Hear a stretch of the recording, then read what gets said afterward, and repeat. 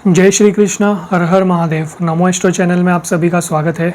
आज हम थोड़ा समझने का प्रयास करेंगे कि ज्योतिष शास्त्र की शुरुआत कहाँ से होती है। देखिए, ज्योतिष शास्त्र की शुरुआत भगवान शिव और माता पार्वती से होती है।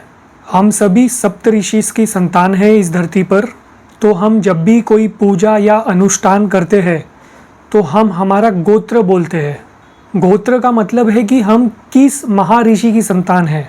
तो सभी सप्तऋषिज, सप्त मतलब देखिए 7, ऋषिज मतलब सेज, तो सभी सप्तऋषिज माता पार्वती और भगवान शिव को घेर के बैठ जाते हैं और उनसे सृष्टि के अनंत रहस्यमय ज्ञान सुना करते थे। ना केवल ज्योतिष का ज्ञान परंतु पूरे ब्रह्मांड का ज्ञान। जब ब्रह्मांड के माता पिता साथ बैठे हो तो केवल एक या दो विषय में जानकारी प्राप्त करना बहुत छोटी बात हो जाएगी।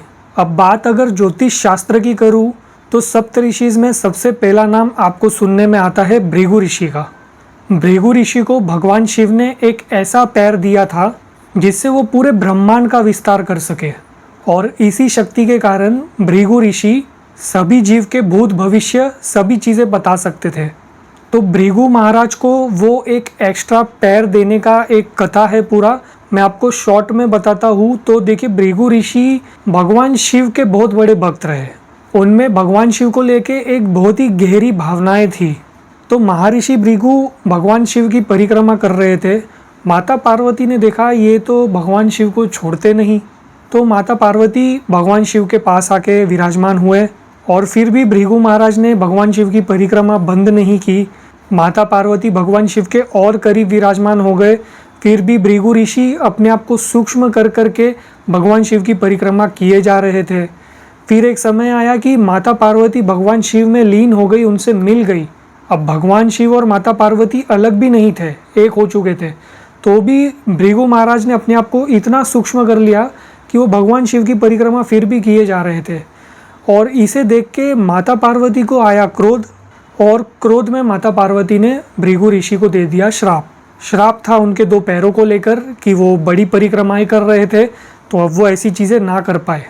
इसे देख के भगवान शिव ने माता पार्वती के सामने कहा कि ये तो एक भक्त की आस्था, एक भक्त की भक्ति है, और एक भक्त कभी श्राप के योग्य नहीं होता।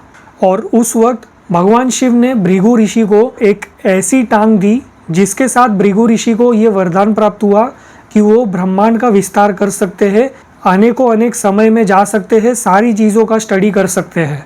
तो क्योंकि भृगु ऋषि के पास एक एक्स्ट्रा पावर आ गया, जिसके कारण वो प्रेजेंट, पास्ट, फ्यूचर सभी को देख पा रहे थे, टाइम ट्रेवल कर पा रहे थे, तो उन्हें ये काल विद्या बहुत ही बेहतरीन तरीके से समझ आ गई।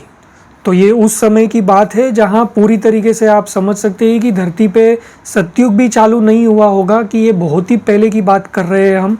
तो उस टाइम पे पृथ्वी पे बहुत ही कम लोग अवेलेबल थे, और सभी बड़े बड़े देवी देवताओं के ही कोई संतान हुआ करते थे। तो सभी सप्तऋषियों ने काफ़ी सारी कुंडलियाँ बनाई, वो भी काफ़ी स्टडी करते थे, उनका भी एग्जाम्स होता था।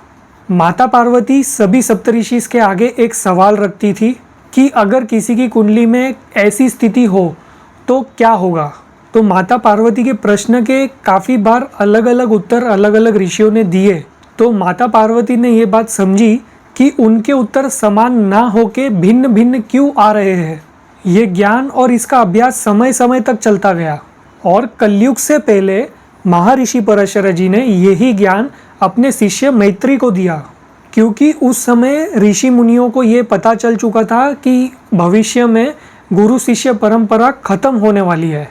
तो देखिए, ज्योतिष का काल बड़े पहले समय से चला आ रहा था, परंतु महर्षि पराशर जी ने कलयुग के कुछ समय पहले इस ज्ञान को दोबारा से बोला, या आप कह सकते लिखा गया। तो सभी शास्त्र उसी समय में लिखे गए, क्योंकि उन्हें ये पता चल चुका था कि गुरु शिष्य परंपरा खत्म होने का आसार हो चुका है।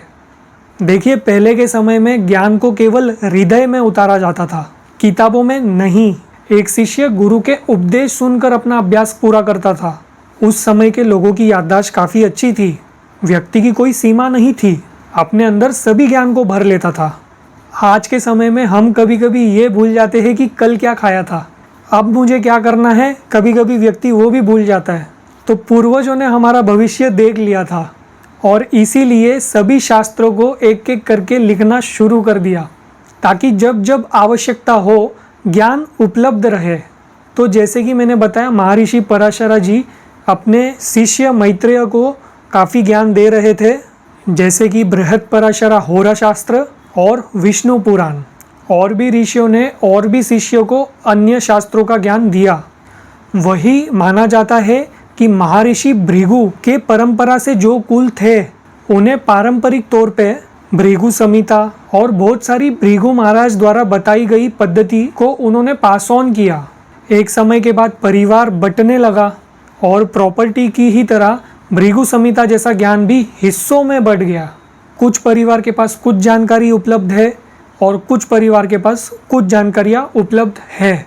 उसके अलावा कुछ जानकारी लुप्त भी हो चुकी है जिन्होंने पारंपरिक तौर पे अपने हिस्से का ज्ञान पास ऑन नहीं किया था। तो मैं उम्मीद करता हूँ आप समझ पाए होंगे कि सप्तऋषि जो है ये संसार की शुरुआत के पहले से थे और संसार की शुरुआत के बाद देखिए अलग अलग युग परिवर्तन हुए और आप कह सकते हैं कि त्रेता युग के अंत के समय में सभी शास्त्रों को लिखित में उतारा गया। और एक इम्पॉर्टेंट चीज़ मैं आपसे बताना चाहूँगा कि ऋषि मुनियों ने नवग्रहों के जो नाम रखे हैं वो कुछ ऐसी ट्यूनिंग के साथ रखे हैं कि वो ग्रह पृथ्वी और पृथ्वी के रहवासियों के लिए एक हार्मोनी क्रिएट करे। नवग्रह डिवाइन एनर्जी को रिप्रेजेंट करता है और सप्तऋषियों ने भगवान के साथ बैठ के क्रिएशन देख के सभी नक्षत्र और ग्रहों के चुनाव किए। तो देखिए नवग्रह के लिए कभी कुछ बुरा ना बोले, आप अपना हार्मनी बिगाड़ रहे हैं अगर आप ऐसा करते हैं तो। और एक चीज़ समझ लो, आप ग्रहों के सामने बाल के तिनके भी नहीं हो। ग्रह एक बहुत ही शक्तिशाली देवताओं में से है। उनकी दिव्य शक्ति को केवल नमन किया जाना चाहिए और उनसे आशीर्वाद लेना चाहिए। मैं उम्मीद करता हूँ आज का वीडियो आपको पसंद आया हो। आज के लिए अलविदा लेता हूँ। जय श्री कृष्णा, हर हर महादेव।